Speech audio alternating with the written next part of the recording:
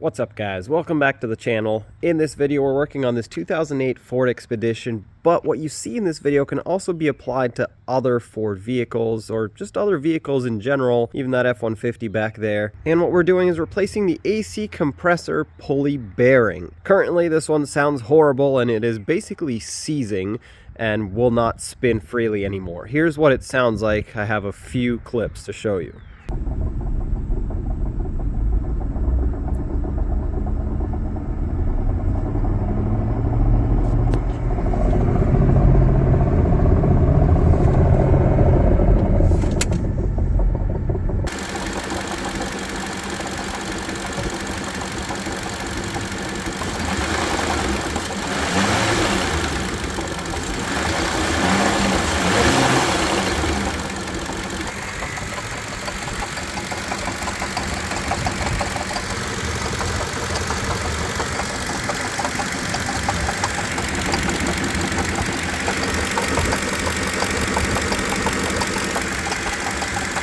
So you heard what it sounds like. Honestly, when I first started hearing it, I thought the engine was going bad because, well, this is also just a 543 valve with 200, almost 60,000 miles on it. So if you know these engines, you know they like to play games. But anyway, the AC compressor is going to be on the passenger side all the way down there. We're not going to do anything from up top because it's going to be pretty much impossible.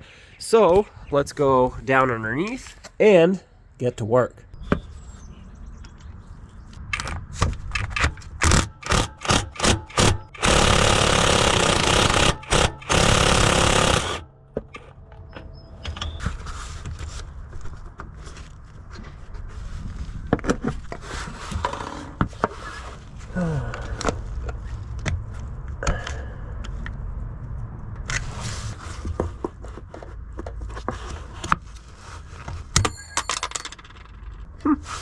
Well, it's off. Don't ask me where it went.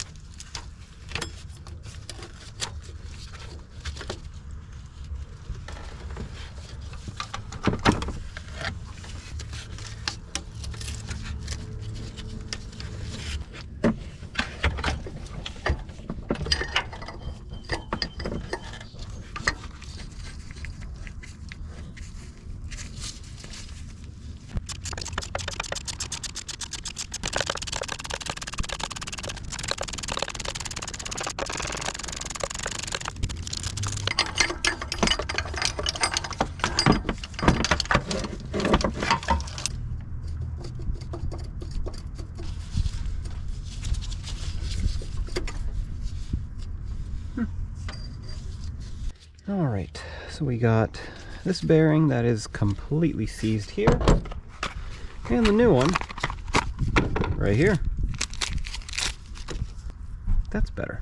Hard to see on this, but there's actually little tabs that lock this bearing in, stamped down from the factory, because technically this is not a serviceable component, but that's not how we roll here. So I'm just going to use the ball joint press and press this bearing out, and it's going to bend, break, flatten, whatever these tabs, but that's okay because it's a press fit anyway. I'm not worried about it. And when the new one goes in, yeah, it's not going to be fully locked in technically on this, but it's going to be pressed on, so it's going to be just fine.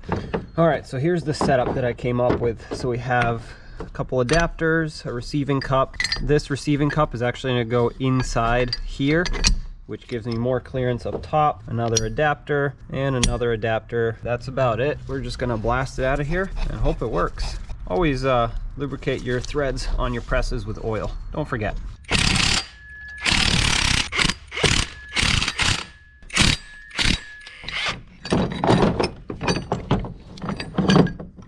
Maybe I can hammer it out at this point. Okay.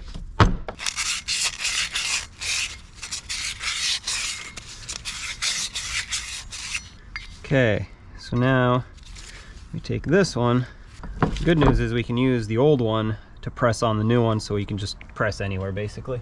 This is pretty much how I do all my bearings. Press in. Wheel bearing, other bearing. Just use the old one.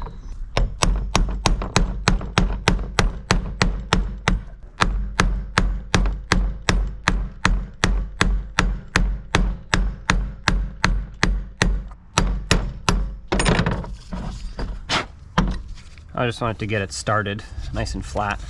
Always press on the outside, super important, or you will ruin it. I know this doesn't look good. Don't worry about it.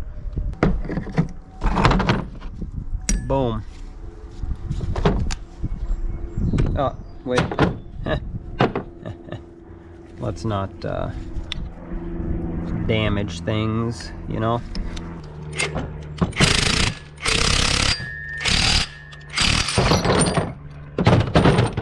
Done. Oh, get out of there. And like I said, this won't be locked anymore, but it's pressed in. There's a snap ring here. This is bottomed out. It'll be just fine. Check this one out.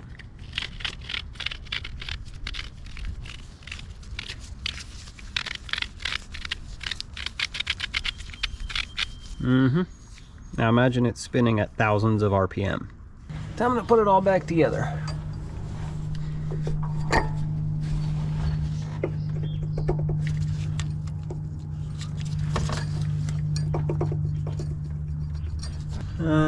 I need like a socket or something.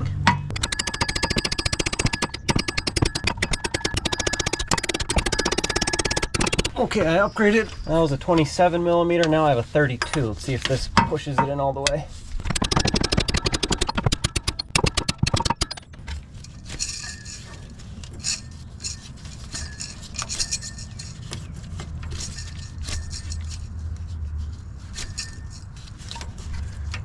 I don't like where this wire is, but that's a different story. Oh, because it's broken. Okay, snap ring time, which would have been much easier if I knew to take that shroud off, but that's okay.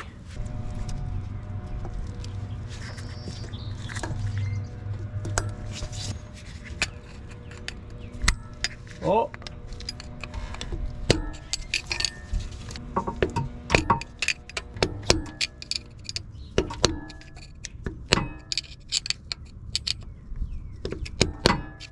Alright, let's get the belt on now.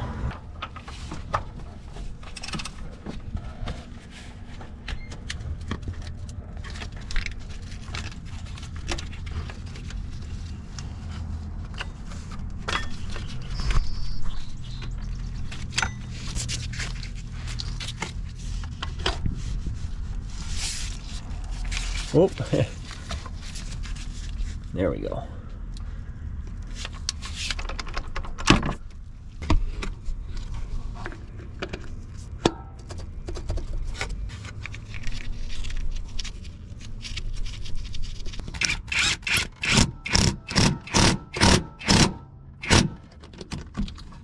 Should be tight enough.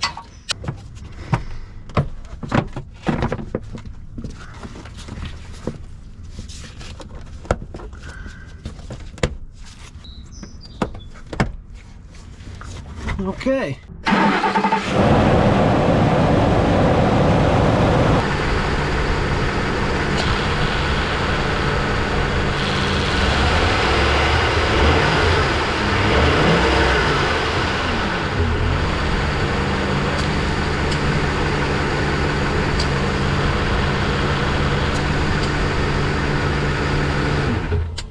Well, that is a whole lot better, and I'm happy with that. Hopefully we even gained some MPG back, because this thing was honestly struggling at mid-13s, and that's not normal for this. I know it's a big old V8, but it was getting about mid-14s, sometimes even averaging 15 on the highway.